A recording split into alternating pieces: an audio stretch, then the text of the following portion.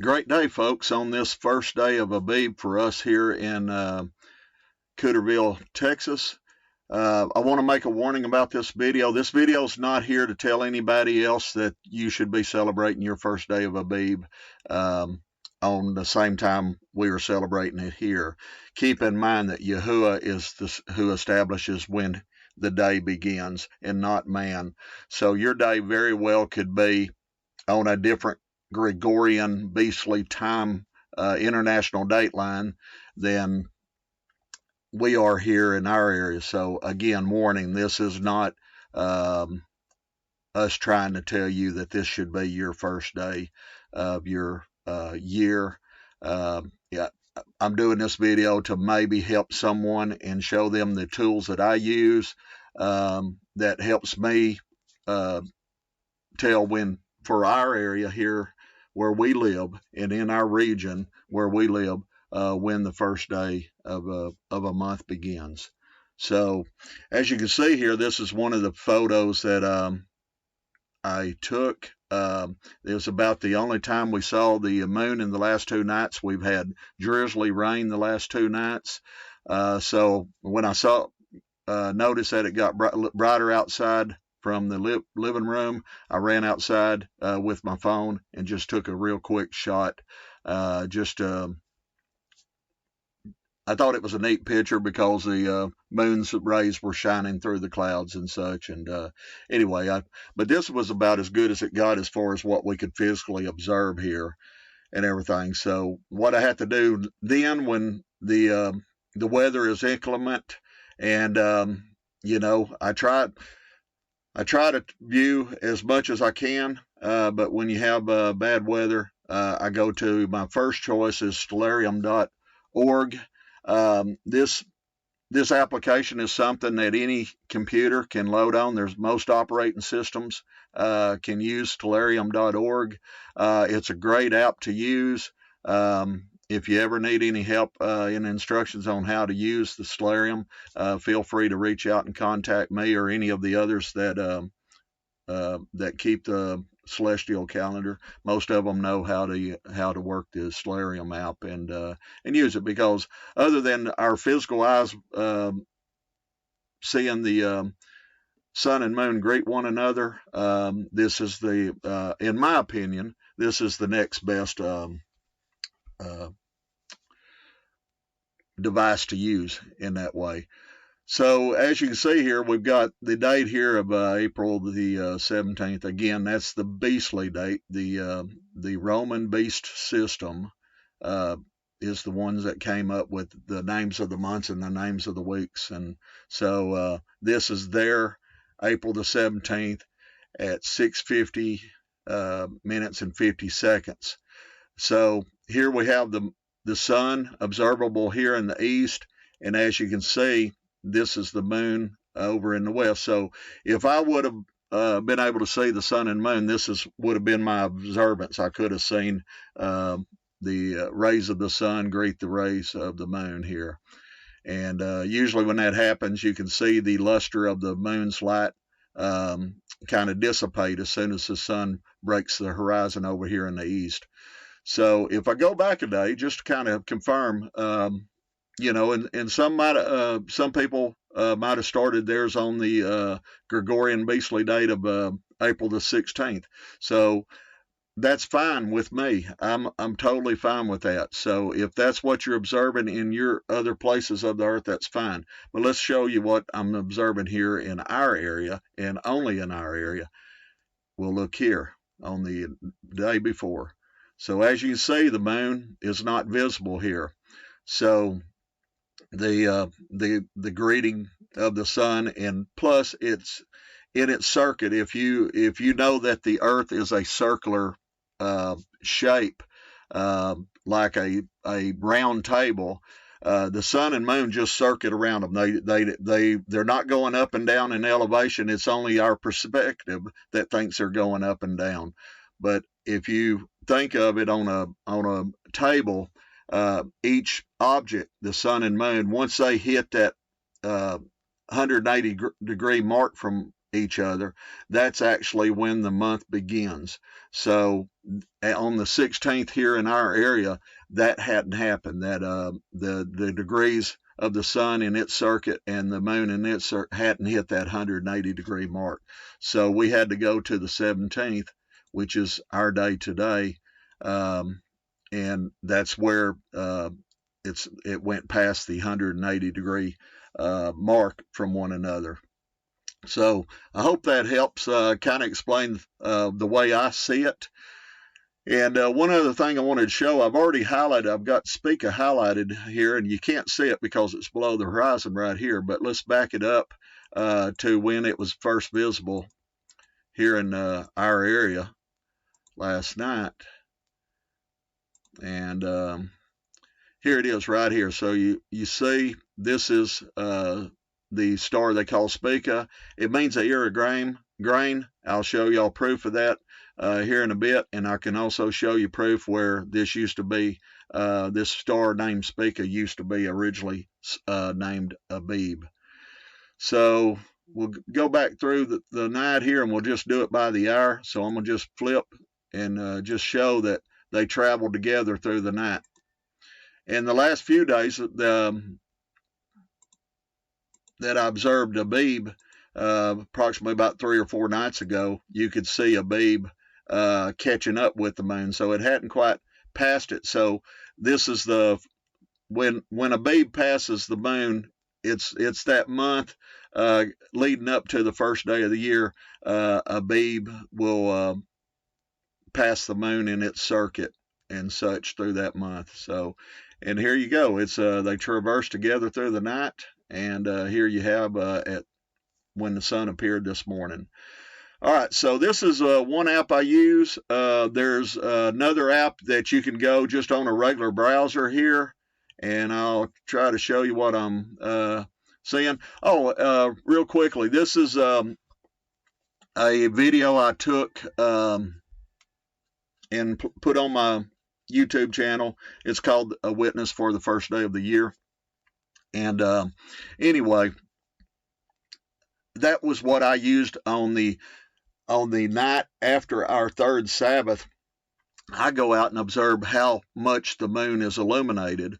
And as you can see here, the moon's not quite, if you measure from point to point there, the moon's not quite 50%. In fact, I looked it up and it was stating at that particular time that I took this in the night, which was not long after, it was within an hour and a half of when the sun disappeared in the western horizon after our third week Sabbath. If you took and measured from point to point there, you would see that it's not quite 50%. So the powers to be that say when the sunrise and sunset are and how much the moon is illuminated, they said it was at 48%. So this, to me, this was not this was circumstantial evidence, as I may say. It's just telling me it looks like, because if it was more than 50% illuminated, I would think that we had a shorter month, so maybe a 29-day month instead of a 30. But because it was a little bit less than 50%, I felt that we would see a 30th day month here in our area. So this is another way. So you can go out on the 3rd if you're keeping this or trying to learn how to keep this the celestial calendar of Genesis 1:14 through 16. You can use the observance of the moon on the 3rd week at the end of the Sabbath. My next way I do for find a witness, if I have inclement weather, this is another way that I find out and make sure that I'm on the right day for our area. Again, warning, this is only for our area. It's not for your area. As you can see here, I live outside of Linden. This is the Cooterville area. There's the reason I call it Cooterville, probably a lot of people have asked that question. There's no such place as Cooterville, Texas. It's only in my verbiage that I use. This was an old community called Carterville. But when my wife and I moved out here several years ago, I told her, I said, well, we're just old Cooters, so we're going to call this Cooterville. And so anyway, that's why we named it Cooterville. But this is mooncalc.org. Located this website about 6 years ago with a good brother in the Word. Together, we kind of found this together one day when we were talking about more witnesses that we can use when we do have bad weather. And this is one of them right here. So it's mooncalc.org. And as you see, I've got today's beastly date of 17th April 2022. You can see here that the moon is above the horizon as far as our perspective goes. It's at 5.63 degrees. This is, if you took this right here and moved it back and forth, you can see the shadow of see the sun's light. So as you can see, the sun's light is coming in at an angle at about what time is that? 6:49, and then at 6:50 a minute later, it's shining on our area here, and the moon is still showing in our western horizon. So if we go to the next tab here, we'll look at the 16th. At 6:41 yesterday, the sun is already shining in our area as of yesterday. Again, this is just application. This doesn't exactly say that this is exactly what happened, but these are my witnesses that I use when I can't go out and when there's bad weather. But as you can see here, due to perspective, the moon is showing below our horizon here in this area, so it's showing at negative 0.46 degrees. So that would not be a new moon day as we observe it here. It's not an app, it's another website that we use. The one I used before this next one here, though, which is timeanddate.com. I use one here. This is an application that you can load onto your computer also. It's called Luna SoCal, as you can see up in the top left-hand corner here. So what I do, this is my last, one of my last resorts, or I have it on my phone too, so it's a quick reference if somebody calls me and says they want to get together. I do a quick check and said, let me check and see, if we're going to be available that day or not.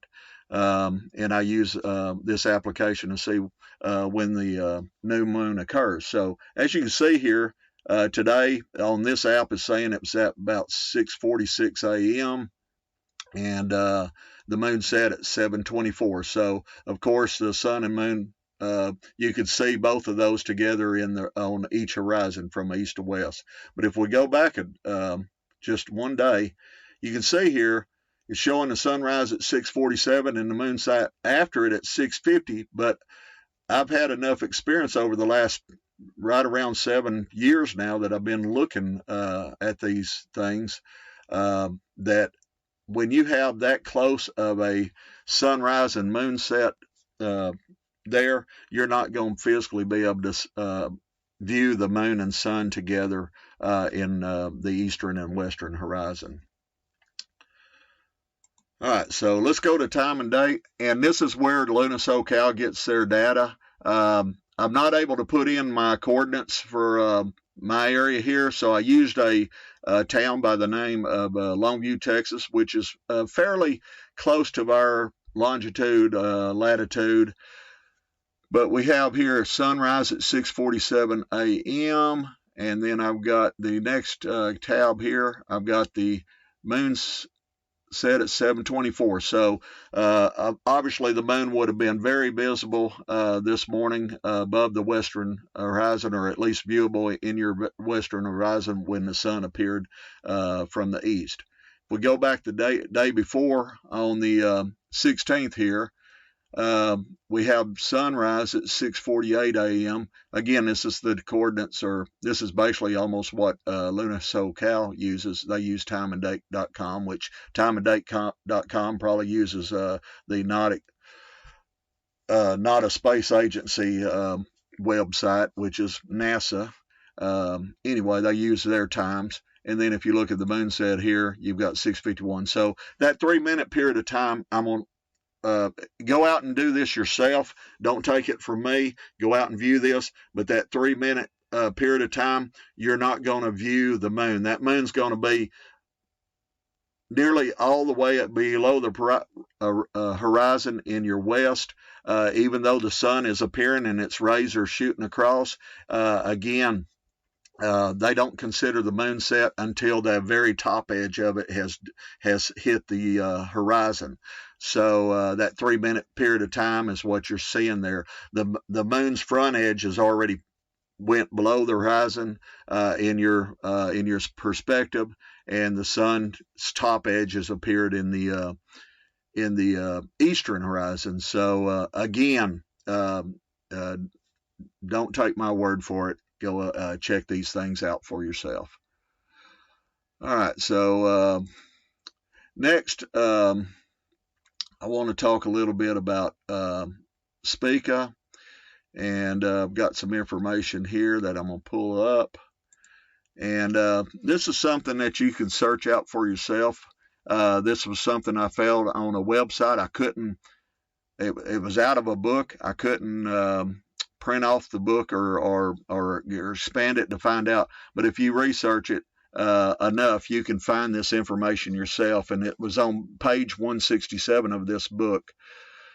And it says here, first, I'm not going to read everything, but it says in parentheses there, it starts out a night of observations, and then it says the bright star Spica, which marks the ears of corn in the Virgin's hand, which there's a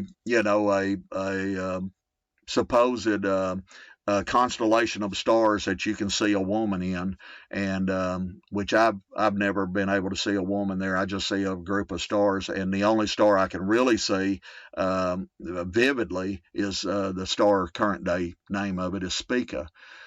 But the Virgin's hands rose above the eastern horizon as the sun set in the west, and at midnight must have shone down brilliantly on the Hebrew host, for Spica is so bright a star that even the beams of the full moon riding close at hand could not have obscured its luster. So, and that's exactly what happens there.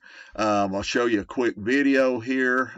This was me. You're going to hear me talking in the background. Again, this was 4 years ago when I was after I got my camera, I was able to start taking close-up pictures of Abib. I still didn't get the best camera out there, but I've got a Canon PowerShot that does a fairly good job of pulling in the stars.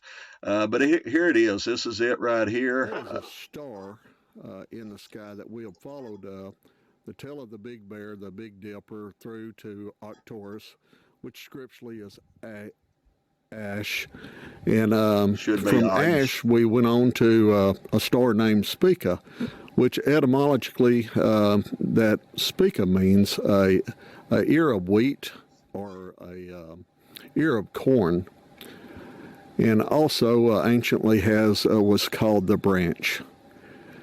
And anyway, in Scripture it speaks of a star named Abib, A-B-I-B. All right, I'm gonna go to another section where it's showing the moon, but I zoomed out from here, and I got the here we go. I just want to get y'all the sunset. All right, so here's our moon that night, and this was traversing with Abib At 7:36 p.m. And tomorrow morning we're going to get up and we're going to take this same camera and we're going to try to get a shot of the moon while it's still above the while it still appears in the western horizon.